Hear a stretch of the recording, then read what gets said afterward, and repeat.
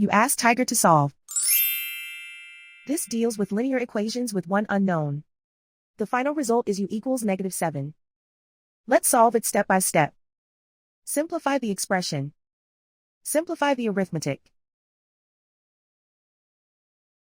Group all constants on the right side of the equation.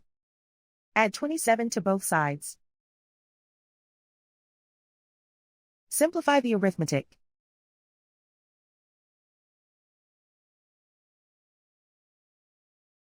Isolate the u. Divide both sides by -8.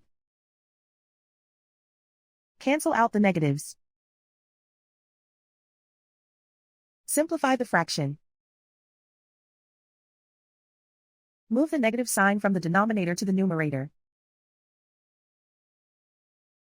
Find the greatest common factor of the numerator and denominator. Factor out and cancel the greatest common factor. And so the final result is u equals -7.